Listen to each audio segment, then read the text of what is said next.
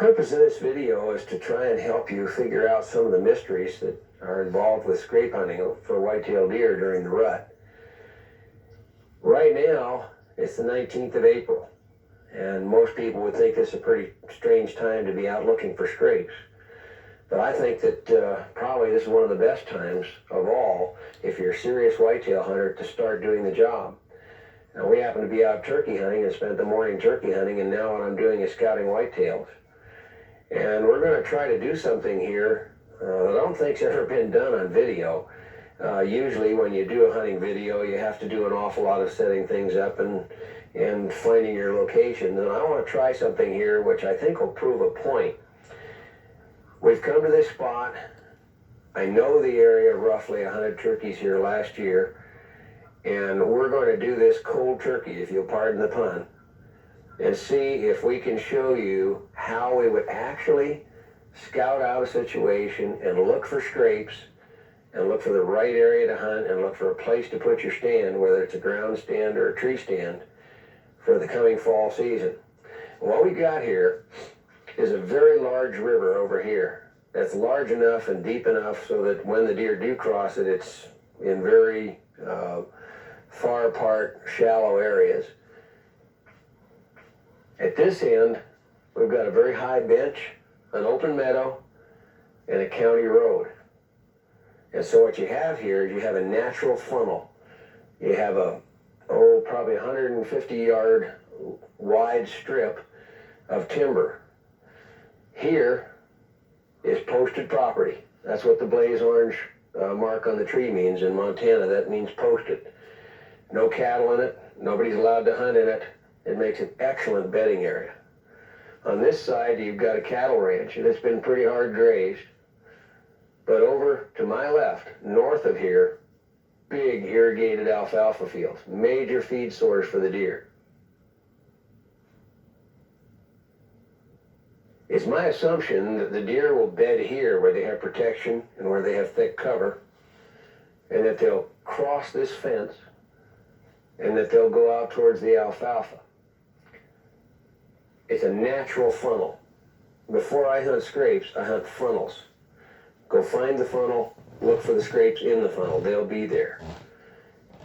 And what we're going to try and do is we're just going to walk along with a camera behind. We're going to scout this for the first time. You're going to see what I see the first time. This hasn't been all pre-planned or plotted. You're going to get a chance to really honestly scout something. And if it doesn't pan out, I'll leave this footage in the video and we'll try it again. I want to try and prove a point here. So what we'll do is we'll walk the fence. We know they have to cross it. Once we find some good crossings, then what we'll do is follow the trails. We can't follow in there because it's private. We'll follow them towards the alfalfa and we'll look for scrapes. And if we find the right scrape setups, we'll explain what they're about and we'll figure out where we would put an ambush situation. Let's take a look at it. Now here's a crossing right here. And heck, I haven't gone 20 yards. A lot of deer here on the fence. Good heavy trail. Tracks going both ways. Most of them seem to be going that way. Now I'm just going to make a guess here, and we won't be able to prove this till hunting season. I'm going to guess that this is a trail that's used by does, fawns, and maybe younger bucks, because it's pretty open here. And I generally would figure even in a funnel situation where you've got a fair amount of timber and stuff, the bucks will always go in the thickest area of that funnel. Let's take a look and see how many more crossings we find here.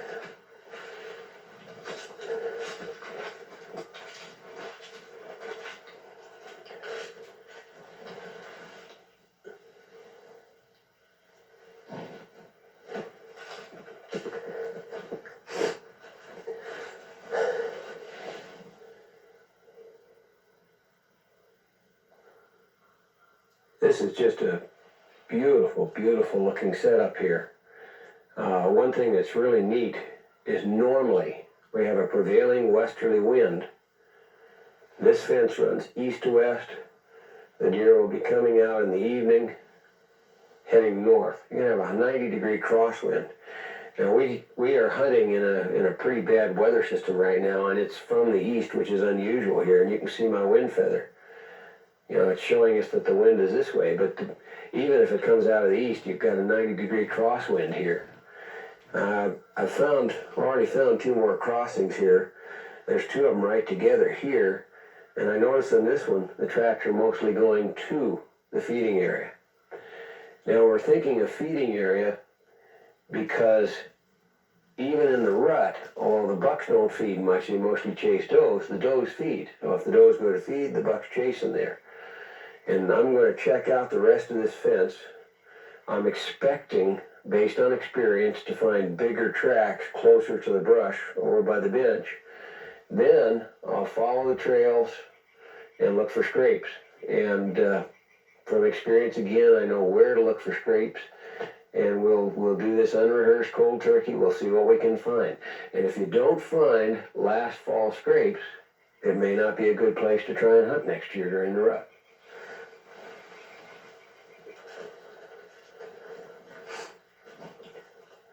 Now, this is the most impressive crossing so far, and I've now seen about 8. There's the bench right there. This is exactly what I expected to find. This is the thickest part of the funnel. This is the best looking trail. Big tracks here. Now, this is a scrape hunting video, and basically all you've seen so far is scouting, but there's a reason for this. You can't hunt scrapes if you don't scout. Scouting is a real critical ingredient in good deer hunting, and scrape hunting is just a portion of whitetail hunting. I mean, you might in September hunt over feed like alfalfa, corn, soybeans, whatever is normal for your area. But if I want to hunt scrapes, and if I'm serious, which I happen to be, I have to scout. And what I'm going to do now, since I feel that this is probably the trail most often used by bigger bucks, and it's definitely the most used trail, is I'm simply going to head out along the trail, and I'm going to look for overhanging branches and certain kind of trees and stuff and see if the scrapes are there. I've come about 30 yards from the fence on this trail, and here about 7 or 8, 10 feet from the trail are 2 scrapes. Now, this is, you know, they don't look this time of year in the spring like what they do in the fall. They've got fallen leaves in them. They've been frozen. This scrape may have been used 2 years ago and not much last fall, but this scrape here was used, in fact, it's got fresh deer tracks in it, but this was a very heavily used scrape. You know, a lot has been written about scrapes, and everybody's heard about them. It seems to be the big thing with getting running whitetails, but let's just talk a minute about the scrape and how it's done, why it's there. The scrape is basically a pickup point. A buck will make a scrape, he'll urinate it, set it, and hope that a doe that's coming into heat will stop and know that he's left his calling card there and wait somewhere close by for him. And he'll come in and scent check or sight check or both that scrape. Maybe once every 2 days, once a day, twice a day, whatever, depending on the situation, the hunting pressure, and the time of the rut. Probably the first thing I look for when I'm walking through the woods is this right here. Overhanging branches. I do find scrapes out in the open occasionally, but by and large, probably 95 to 98% of the scrapes are under overhanging branches. And the buck will rub his preorbital gland right up here in his face and leave a scent marking there. And then he paws the ground with one of his front feet. He'll probably go back up and do it again. I've seen him also reach up and just kind of nibble on these. And if there's a live limb over the scrape, quite often you'll see where they've literally nibbled the buds off. And I don't think it has anything to do with hunger. What I believe is that they're leaving saliva on there. It's just another form of scent. I got a chance last fall to really watch a buck working over a scrape, and he had been using the scrape, obviously. I had been treating it with special scent, and he came in, and he walked up to the scrape, and he kind of smelled around. He went up to the overhanging branch, and he rubbed both sides so he could get that scent up there. Then he came down and just pawed the scrape, just tore it up. Went back up and rubbed again, pawed the scrape, back up again, and then he started catching his horns, just flipping those overhead branches. And he pawed the scrape a third time, just throwing dirt and a big rooster tail behind him. And then he moved forward, crouched down, and he urinated with his legs bent underneath his belly, and he urinated down the side of his legs and rubbed those hock glands together. And what I think that does is mix that scent on the hock gland, which is real strong, with the urine and goes into the scrape. Plus he gets that strong urine scent on his hock glands and gets that bucky odor out there. One neat thing about these scrapes, normally they'll be sort of cone-shaped. And the buck will usually come into the scrape from the same direction, usually. There's no steadfast rule there, but you can about count on it. And he'll start here and work that scrape. And they always seem to paw a little bit out to the side. So basically, if you want to know which direction the buck is approaching that scrape, all you do is take a look where the dirt went. And he throws the dirt behind him. So in this case, it's pretty obvious that he was throwing the dirt this way. He probably came from that trail, turned in, and went this way. And if he was going back and did this in the morning, late in the morning, going back to his bedding area, came in, scent checked it, freshened it this way. Now this is a pretty well used scrape. It's either used by one buck a lot, more likely in this area where there's a lot of deer, it's used by several bucks. But before you'd want to go and get all excited and start looking around for a tree stand location, what you'd want to do is you want to scout some more. What I do is I will look for a number of scrapes in a small area, because if you find one scrape along a trail like this, this buck may be just traveling here and have a scrape. But if you find 5 or 6 or 7 or 8 scrapes in a small area, then you know that one or more bucks is coming to that scrape area just to check those scrapes. So before I get excited here, I'm going to take off up the trail and I'm going to look around some more and see what I can find. Let's take a look. I've just come to where 2 trails joined into one. And I like what I see here. There's a little bit of an opening. I see a lot of overhanging branches along the trail line. And there's a scrape. And one right here. I see one over there. Okay, we've got a scrape here. This is what I call a concentration, or I may call it. I want to see how many scrapes are here. But I've got a bigger trail now. 2 came together. I've already got 2 scrapes there, one here. Okay, here's a scrape. There's another scrape right next to it. I see a scrape over here already. Overhanging branch, that's what I look for. Yeah, I'm just going to bet that there's another scrape or 2 in here somewhere. Let's talk about something here. A lot of sharp guys have written some pretty interesting stuff about scrapes. Everyone seems to agree that there are 3 kinds of scrapes: boundary scrapes, secondary scrapes, and primary scrapes.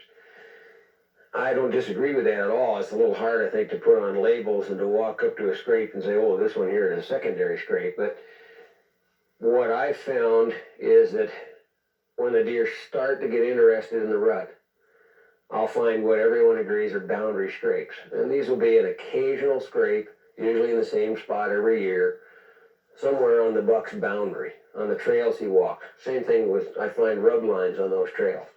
The primary scrape is the rut scrape. It's the one that the buck comes to pick up does. It's the scrape that once he gets hot and serious and there's does in estrus in his area, he comes into that scrape and it gets bigger, he uses it, he checks it. We think we know ways to make him come to that scrape more often and maybe come in daylight hours, depending on the pressure in the area. What I look for in my scouting is this: a concentration in a travel area where there's a bunch of scrapes in a small area. That says to me something serious happening there. At that time, I start to look around. I think of the wind, and I think, okay, where can I put a tree stand? If I can't put a tree stand, where can I put a good ground blind? Now, one thing that I'm looking at here is I'm looking at a situation where we have no pine trees. We're not going to have anywhere near as easy a cover here in this area as the area I would normally hunt in western Montana where I live. This is eastern Montana. I'm looking at trees that are not very straight, hard to hang a regular hang-on stand. So here we'll use a center fold or crotch stand. We'll try and find a tree where we have the area covered, but there are other trees in front of it and behind it to give us cover. If we have to, we can even come in here weeks in advance and hang some dead branches behind a tree, or even put up some camo leaf netting to give us some cover. But you have to think about this, and that's one of the real beauties of doing your scouting year-round. Pretty hard to come into a place, find a hot scrape, and hang some cover up, hang a stand, and hope that they don't figure out you're there. Let's take a look at a primary scrape I hunted during the rut last year and see what resulted. When I found this scrape, it was probably about so big, triangular. It's now the biggest scrape I've ever hunted. And all I've done is come in here almost daily. I clean it out and I put a little bit of this wall hanger gel in it. For 20 years I've been fooling around with liquid scents and rut stuff and trying to work scrapes, and it hasn't worked. This stuff has just been unbelievable for me. This is not a mock scrape. I make it a little bigger, open it up, 24 hours later I come back, it's a little bigger. And it looks to me from the sitting I've done here that I've got about $4 or $5 working this scrape. And all you do is make sure you take a good long branch. I'm even fussy enough to try and get one that's a little pointed like a hoof. You don't want to get your scent on the grass or anything. Wear rubber gloves. And just work this up. I was taught this by Tom Storm, the guy who pioneered hunting over decoys. And he's had just tremendous luck. And his theory is that what you're doing, you're taking this scrape, you're coming in midday, you're doctoring it up, putting a dominant buck smell on it. And when the guy that owns this scrape, or 2 or 3 guys that work this scrape, come in the dark or just nearly dark, one way or another, they find somebody's been here and they get angry. They keep coming back trying to find the intruder and they don't find him. I took this buck the very next day when he came in to check this scrape.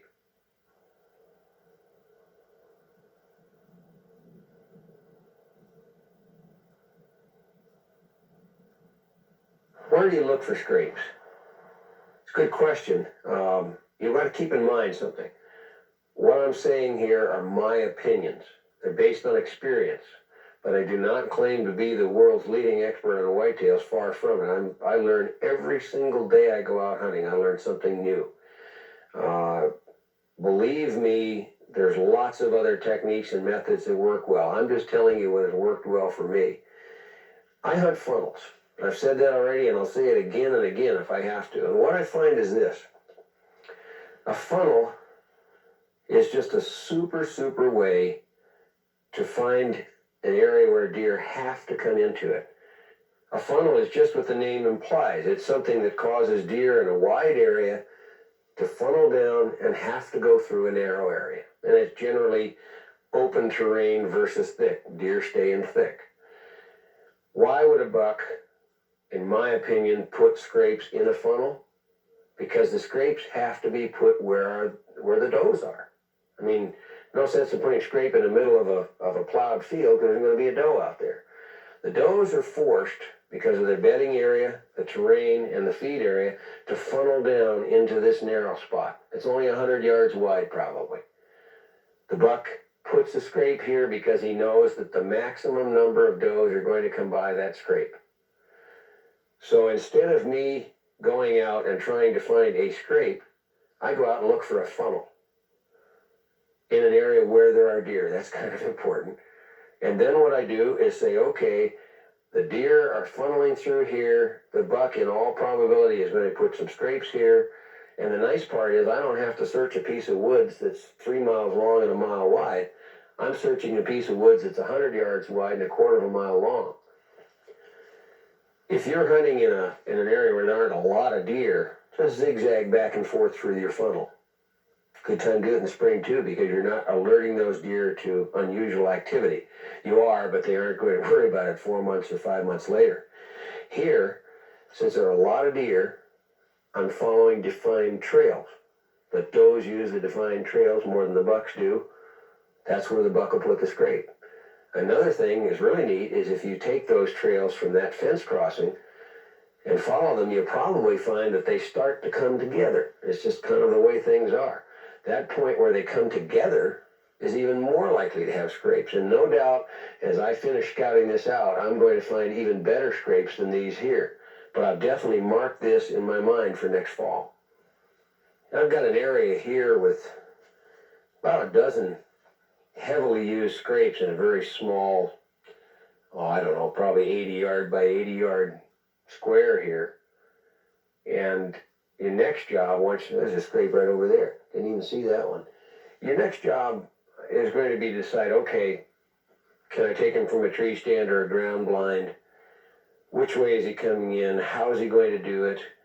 Where do I put my setup?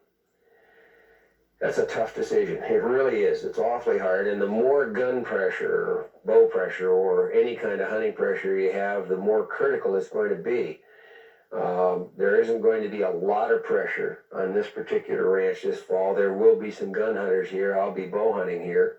What I'm going to try to do is try to analyze what's going to be the pressure situation, what the wind is going to be doing, how the buck will approach these scrapes. The normal rule in a heavily hunted area is the buck is going to come in and scent check the scrape.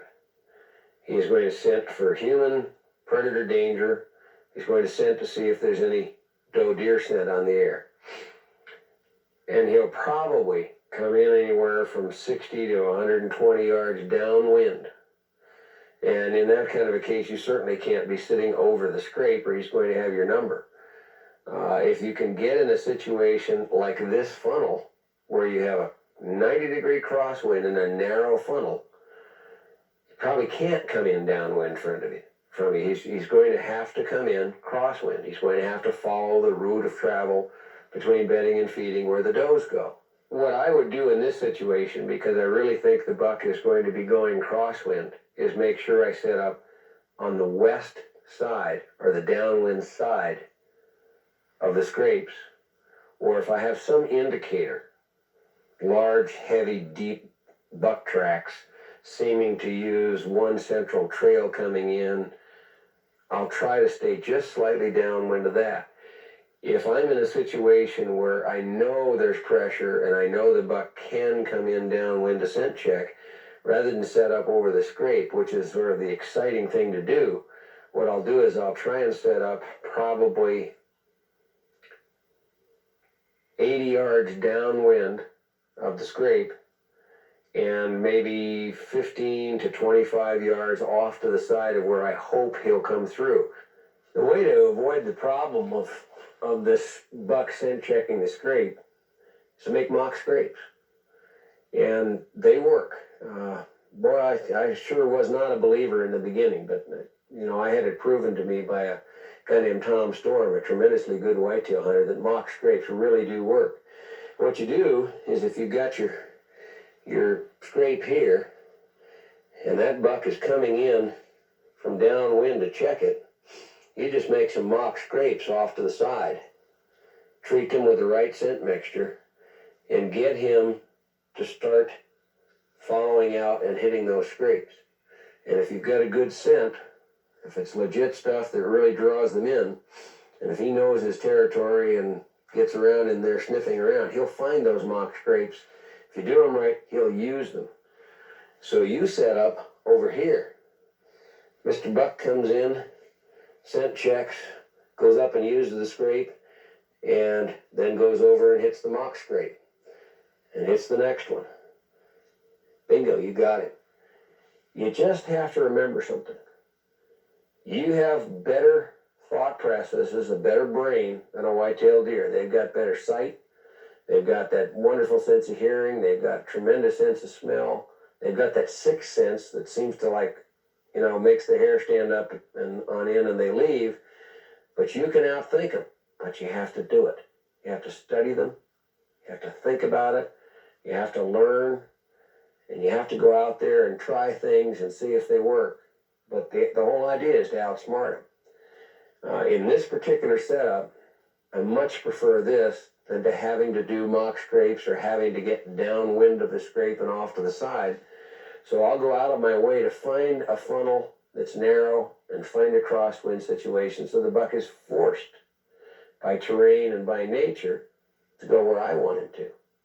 To make a mock scrape, all I do is find an appropriate overhanging limb, and I take a fairly stout stick. I hold it quite a ways up so that I don't get scent from my fingers on any grass around it. Keep in mind, this is the spring. We're just showing you how to do this. You definitely don't lay your bow down on the ground, which is what I'm going to do to make it easier for me. But all I do is just make a scrape, just the way a buck would. And I generally will start it out not too big, but you see I'm making the same shape. I'm kicking the leaves and dirt out in one direction. I'm making it somewhat cone-shaped. It's in the appropriate spot. It's where I want it to be, because there's a tree where I might put my final stand. And hopefully what I do in there in that tree, it's not real straight, so I'd use a crotch stand in there. And I just catch this buck as he came from a scrape over behind me to go into this mock scrape. And what I'd do is I would treat the scrape with my scent mix, and then I would probably bring in a small stick like this, not touch it with my fingers, and I would just lay that right across the scrape. And when I come back to freshen this scrape up, which I would do probably every day at midday or every couple of days, I'd check and see if that had been kicked out of there. Of course, it's real easy if you find some urine or some fecal matter and if you find a big old buck track in it.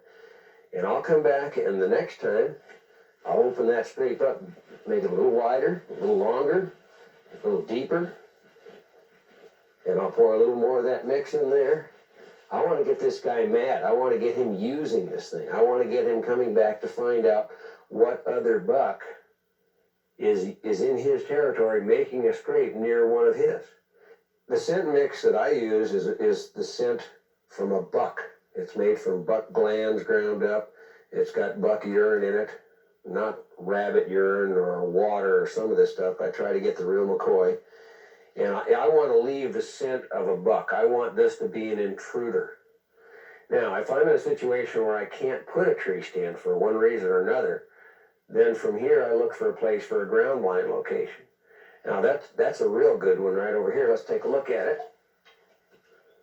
Now here's a top from a tree that's fallen off. And in this particular instance, what I would probably do right now in the spring when I'm setting up is I'll get a few branches here that have fallen down.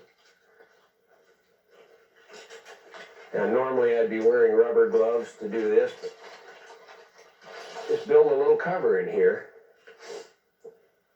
And set it up so that you can come in behind here. Now, if I were actually coming in to hunt, I would probably also bring a camo leaf blind with me and drape it on the inside just to block light and get yourself set up so that you can get a real good situation here, but you also want to leave some cover for your head so that when the buck's working the scrape, you just lean out and go for it.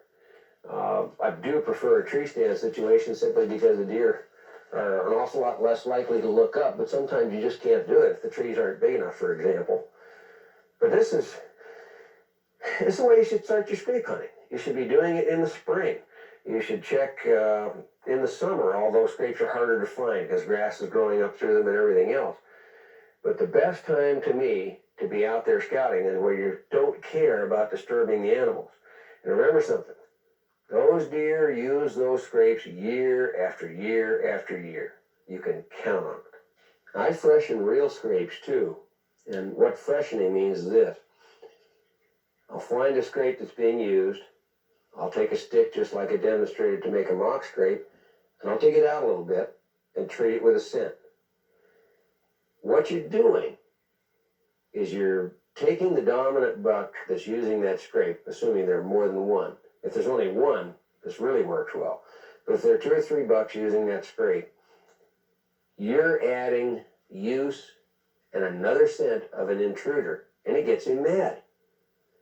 It's a great way to take a buck that's pretty nocturnal, checking the scrape maybe right after dusk and right at or before dawn, and get him to come in during the day. And I learned this trick from Tom Storm when he was teaching me how to hunt over decoys. The theory is that this buck comes and finds intruder scent, intruder activity. And he doesn't like that. I mean, how would you feel if somebody was cutting in on your girl? He comes back again, finds it again. Pretty soon, since he can't find the intruder at dawn and dusk, he starts coming at daylight, either before dusk or after dawn. And he'll get so frustrated if you treat a scrape over, say, a 5 or 6 or 8 day period, pretty soon he may come in as many as 3 times a day. In fact, last year I took a buck at 1 o'clock in the afternoon, came in on a scrape with a decoy near it. And once he went in there and showed his macho stuff on the scrape, then he tried to go and attack the decoy. Except he got hit by an arrow. To give you some more good examples, let's go back for a moment to some scrape scouting I did in western Montana this past February. The time to start scrape hunting, and here's a scrape right here, really is now, which is happens to be February where I am. We've had some warm weather. Some of the snow has melted off. And I've just scouted a new area. Here's a scrape right over here. I've got probably the biggest scrape underneath this tree here. Here's another one over here. They're a little harder to spot after they've been under the snow all winter. But the point is, these deer will use these scrapes over and over again. I've got scrapes that are hit every year and have been for the last 20 years, as long as I've hunted the particular area I hunt. Now's a good time to find them. You're certainly not going to spook any deer. They're pretty easy to find. It's pretty easy to read a message here. For example, I can tell that these scrapes were not used heavily because they just aren't that big, they aren't that dug out.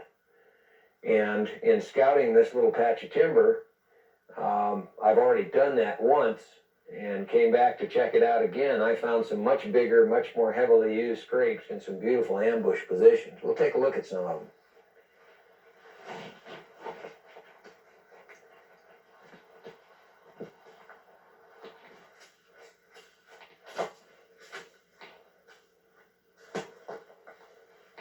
This is really a big scrape. I found this the other day, and I'm just kind of cleaning out some of the fresh powder snow from last night to get an idea of the size of it. This little bow is 52 inches long. That scrape is probably well over 5 feet. Got an overhanging branch right up here. This is just a very, very typical. You can see where this guy has broken off. Here's a broken branch, broken branch, broken branch, broken branch, broken branch. He's been rubbing his supraorbital gland up there. This is a big scrape, heavily used. You can definitely figure that this is a primary scrape. This is a rut scrape. In fact, we're right near the highway. You can even hear the trucks. Really neat because what I do is I scout year-round. And this particular tiny little patch of brush in here is probably 2 acres. In the 20 years I've hunted this area, I've never even walked through here. And I was sitting at my typewriter the other day doing an article on scouting, and it got my thinking juices going, and I thought of this place, and I turned the word processor off and came over here, and I found about 18, 19 scrapes in here. And I came back today to, had a lot better sunlight, take a look at it and see what else I could find. This, to me, is a classic setup to hunt a scrape. There's a river, which makes a natural funnel. The deer basically have to come through here. The wind is coming right like this. The deer will either come off a hill right in here through this patch, or they'll come that way. And it makes it really perfect, especially if you're hunting over a decoy, which I like to do a setup on it. For example, here's your scrape. You know the buck is going to come from that direction or that direction because it's too open behind. And what I'll do is if I'm hunting with the decoy, I'll probably set the decoy up right here and be in one of these trees, probably up in there. The buck will come in to look at his scrape, check it out, and what's going to happen is he's going to see that decoy standing here. If I decide not to hunt over a decoy, probably I'm going to set up a little bit closer, probably still in about the same tree, and he'll come in to hit that scrape and the wind should be perfect. Now this is definitely a primary scrape. This is a breeding scrape as opposed to a boundary scrape, which comes in the very, very earliest part of the rut, and then your secondary scrapes. And there are a lot of scrapes in this little patch of timber that I would talk about as being secondary, simply because a buck will make it but not come back and hit it again. There's a scrape right there. There's another scrape over in there. I found one over there. Basically what we're looking at here is an incredible scrape patch with awesome wind conditions. Unless you get an easterly storm, which we don't get in this area very often, this is almost a guarantee. And I happen to know which buck is probably using this scrape most. It's a very big, very old buck that I've hunted hard for 3 years. And oddly enough, I had never been able to find what I was really sure were his scrapes. Just blind lucked into this when I was just thinking about some scouting techniques. This scrape right here is a scrape over which I killed a buck last year. And it's in a fantastic little natural funnel. We've got a patch of timber that runs along this way. The wind comes right like this. Open meadows over there and the river over there. And these deer are actually forced in 50% of their travel through here to travel with the wind at their backs. It's also a squirrely wind area, and this is the only place in the funnel where you can do a setup.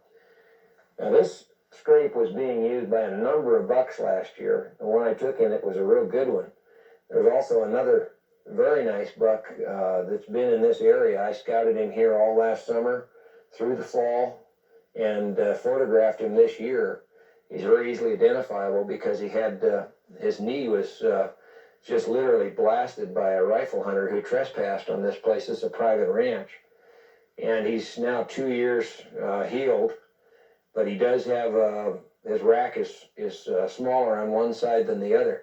In fact, I brought his shed horns along. I've already found them right in this patch of timber. Now this is a set of shed horns from one of the bucks that's using this scrape.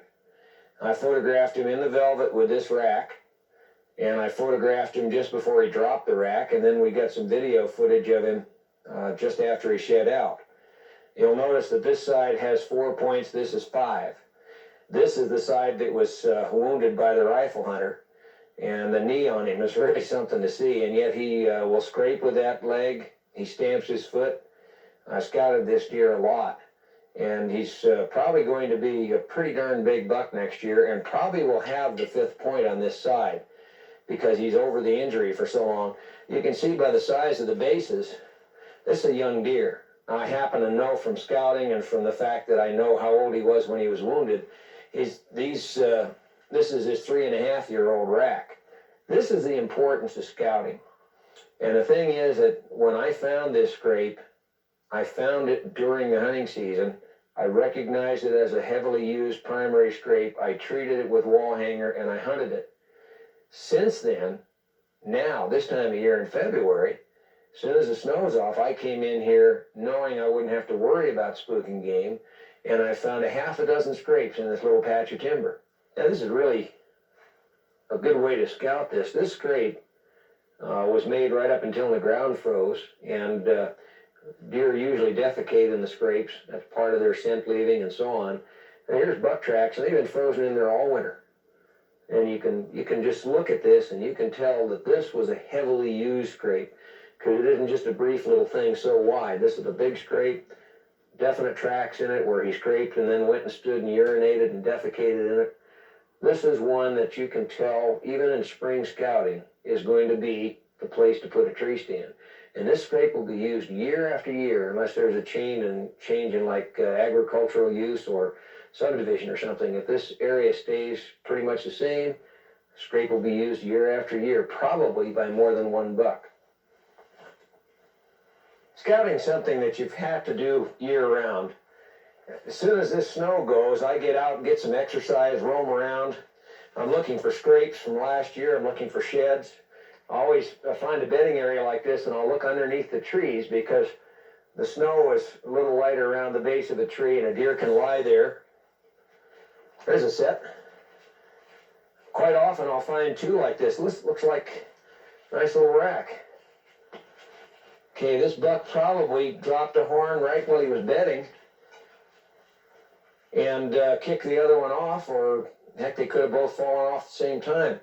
This particular buck is a buck that I know. It's a young 5x5.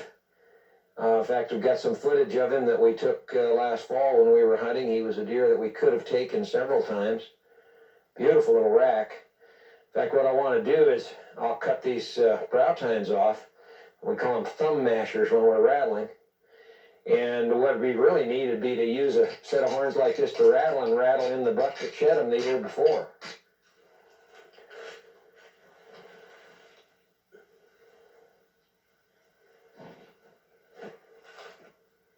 Probably some of the best advice I can think of to give you is patience. If you're going to go out and get in a tree stand half an hour before dark, or before daylight, in the morning rather, sit there for an hour and a half, and when the initial flurry of does moving by quits, go back home for coffee. You're not going to cut it. And I'm guilty of doing that. I'm an impatient person. In fact, I have a couple of hunting buddies that have ragged on me pretty hard about that, and finally I said to myself, okay, you're just going to grab yourself by the rear end, force yourself to stay in that stand. And it's just really astounding to me what I've found out about deer movement. One of my buddies has a theory, and that is that whitetails are pretty sharp, and they figured out that most of the hunting pressure is right at dawn and just at dusk. And they've started to move a whole lot better, especially during the rut, during late morning and mid-afternoon. And last year we did a tremendous amount of hunting over decoys, and we were filming, so we had to be out there all day long. The best deer movement we had, bar none, was around 10 or 11 in the morning, and again around 1 to 2:30, 3 in the afternoon. Now it was peak rut time, no question. But these deer were moving. There was hardly a rifle going off. We were bow hunting, but rifle season was on. It was basically the woods to ourselves, deer moving, and the scrape activity was dynamite. If you're serious about your whitetail hunting, for gosh sakes, don't sacrifice the best time. Get in the stand a half an hour before daylight and stay in that stand until at least 11. Stay there all day if you can. Take a pee bottle with you and a sandwich. Read a book if you want to, except when you get to an exciting part, don't stay with it. You got to look up every once in a while. Go to work on it. Scout, study, read, watch whatever good videos there are that might help you. Get out there and learn it. Involve your family if you have to in the scouting, just so you can be out there and see what's going on. Now, I guess, too, it's critical to scout and find a place where there are the bucks that you'd like to take. I'm fortunate I live in an area where there are a lot of whitetails and there's some real good bucks around. Find an area where there are good bucks. Introduce yourselves to some landowners. Volunteer to fix fences, whatever it takes. See if you can get on a place and not have other hunters around by any chance. Scout it hard all year round, and get in there ahead of time and get your setups done so that you're not disturbing the deer right at the critical time. And then really put your heart in it for that 8 to 10 days of prime time. Unless you just got the world's worst luck, you should take a good buck, and I sure hope you have a good time doing it.